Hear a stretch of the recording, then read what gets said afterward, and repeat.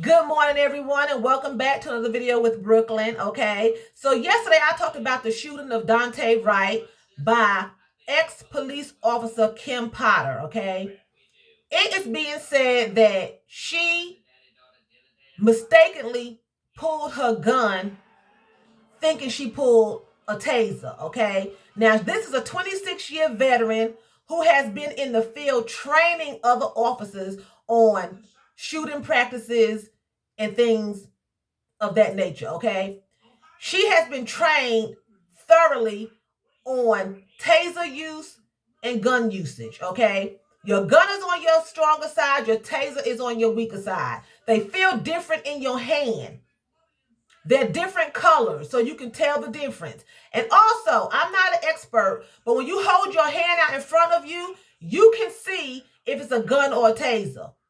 Bottom line. So from the footage that I watched, I heard Kim Potter say taser.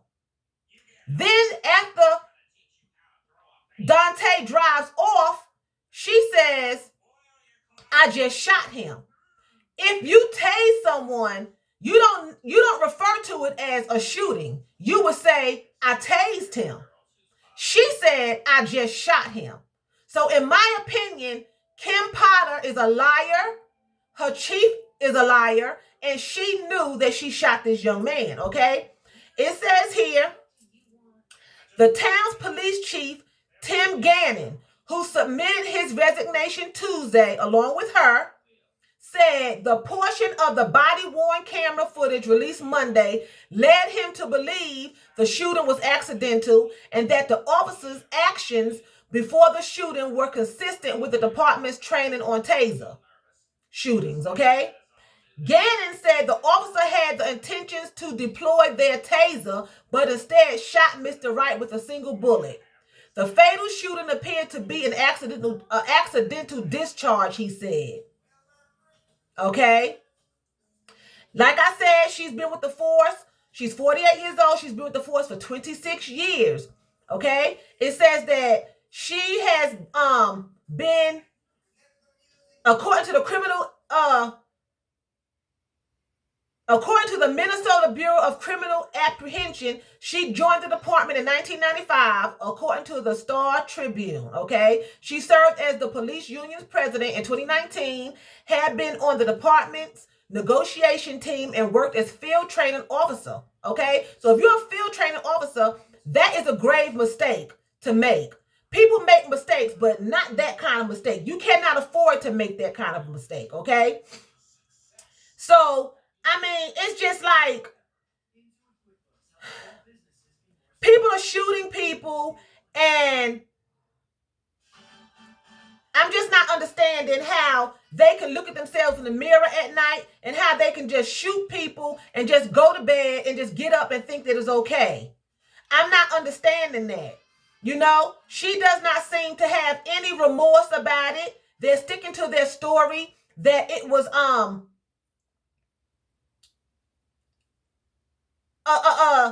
mistake. And I just don't understand how that was possibly a mistake. I'm looking for something else here in this article. I'm searching for something. That's why I'm looking down. So if you all will excuse me, because it's taking me a minute. I just saw it a minute ago. And now I'm trying to find it. She was placed on administrative leave after Sunday, okay? And it says here, this is what I was looking for. Excuse me, y'all. I'm concentrating.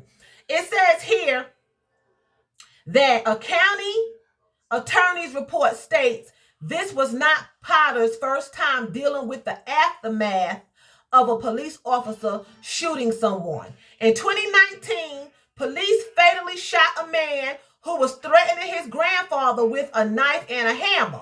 Okay? They had to do what they had to do. The use of deadly force by police in that incident was ruled lawful, the report states. In accordance with Brooklyn Center Police Department policies, Potter, who was not present at the time of the shooting, gave instructions to the two officers involved in the shooting to get into two different police cars, turn off their body cameras, and not speak to each other. She was not accused of any wrongdoing. But what police officer would tell them to get into two different cars and not to speak to each other? It seems like to me she was shady and she was hiding something then. She was trying to protect her police officers and not the victim. Even though the victim was in the wrong, he was being aggressive. And maybe they did have to shoot him. I'm not saying that. I was not there. But my point is, how is it that you can tell them to get into two separate cars like they wasn't even together? It's like she was trying to cover up and come up with some kind of conspiracy. That's what it looked like. That's why they're mentioning it in this article, because it sounded shady then and it sounds shady now. Now you have shot someone. And now you're saying that you pulled your gun accidentally and took a 20-year-old young man's life. No apologies have been made yet from what I'm seeing. I have not heard of that. If I have missed that, I do apologize.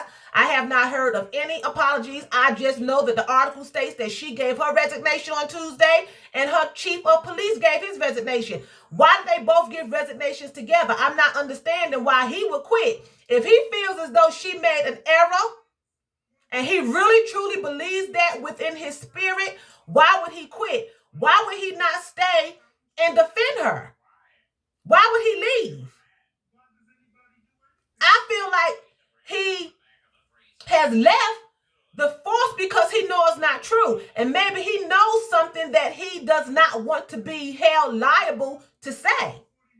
Maybe he knows that she really did this on purpose. Your supervisor should know you. You should have a relationship with your supervisor. He's the chief of police. She works under him. Okay? So for him to quit, to me, it sounds like he's siding with her. She resigned, he resigned. I don't know if there's a relationship going on between them. I don't know why he would give up his career because of something that she's done. You know, just give your statement and keep it moving. Unless you know something else. That's my take on it. Is that true? I have no idea. I just don't understand. If I'm your supervisor and I feel a certain way about you and you committed a crime, if I think you're innocent or if I think you're guilty, I'm not going to leave my job. I'm going to tell what I need to tell. So-and-so did not mean to do that. This is my take on it. If you have any more questions for me, I'm available. That's it. Or if I think so-and-so is guilty, I believe they did it on purpose. I believe they know what they were doing. If you have any more questions, I'm available. Why would you resign along with her? I haven't read anywhere they were having a relationship or anything, but that's what it sounds like to me, that he's backing her to the point that he gave up his career as well. And it just doesn't seem right. I'm not understanding why someone would do that. If you believe that she's innocent and she made a mistake, why would you leave your job with her? You can put a gun and a taser in front of a child and they can tell you which one is the gun. They can point it out. She has been an officer for 26 years. She has had extensive training on gun usage as well as tasering. There's no way that this woman made an error. There's no way that she made an error. There's no way. That's like getting a pair of scissors confused with a kitchen butcher knife. You can feel the difference. There's no way. I do not believe that. She deliberately shot this young man. This is not the first time that she has come into a situation where someone has tried to flee the scene. Not in 26 years. I'm sure she has come into worse interactions with assailants during her 26 years. I'm positive of that. And she made this mistake on a 20-year-old young man during all this time, all this racist interaction is going on. You decide now I made a mistake. She couldn't be nervous because she had two other officers with her. This is what she does on a daily basis. situation was that bad that she forgot what side her gun was on and what side her taser was on. I just don't believe that she was nervous with this little boy. He was a child to her. He's 20. She's 46, 48, I think I read. It's nowhere in the world that she was scared and just lost her train of thought. The other officers didn't start shooting. It was not a reason to start shooting. You stopped him for a traffic violation. You realized he had a warrant.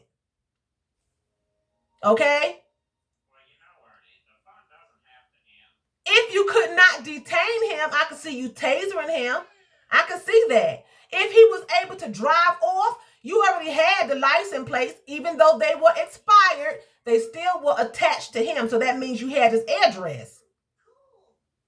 You could have put out an APB. There's other things that you could have done. You did not have to take a life. If you cannot think underneath that kind of pressure and you just lose it at your wit's end, you should not be a police officer. You should not be in possession of a gun. You should not be in possession of a gun. I personally believe that she done it on purpose, but I'm entitled to my thoughts. Some of you may all think that it was an accident. You may think it was an innocent accident. I do not think so. I think that she deliberately done it. I just don't understand how you can make that mistake being an officer. You have people's lives in your hands. You're responsible for people's lives. And you can make that kind of mistake and then think, I'm just going to resign and walk off. No, she should have these charges of manslaughter brought against her. And she should go to prison because she killed someone in cold blood. That's exactly what she did. That's exactly what she did. And I'll guarantee you more is going to come out about her history encountering other people that she felt were guilty, whatever the case may be. This little boy had a warrant out where he's a man for his arrest for trying to rob someone from an article that I read. Okay, he tried to rob someone, $800 and something. He didn't even get away with the money. The person refused to give it to him. Okay. You're innocent until proven guilty. I'm not saying he didn't do it. He probably did try to rob somebody. But it was not her place to shoot someone to try to get them to come in on a warrant. That wasn't her place to do that. She's not the judge and jury. If you cannot detain someone, that's why they gave you a taser. You know, back in the day, they carried those baton sticks. They would beat you in your legs and beat you to the floor. They didn't shoot you. These police officers today are trigger happy. They are shooting people. That's why they give you a taser, so you don't have to shoot. That's why they give you a taser. Because they're not supposed to go around just killing all willy-nilly. But this seems to be happening all the time. It's just plain out ridiculous, okay? So, I don't know. I just wanted to come on here and say that. I think it was done deliberately. I could be wrong. You know, maybe it'll come out that she really did think that. I don't know why she would panic and do that. But, you know, she's been charged, rightfully so, I believe. And we'll see how the outcome turns out, you know. So with that being said, I'm going to say vielen Dank. That's thank you very much in German. So vielen Dank for watching me. And choose, that's what? That's buy in German. That's buy in Friday. That's buy in German. So anyway, you all have a wonderful weekend, and I'll talk to you soon.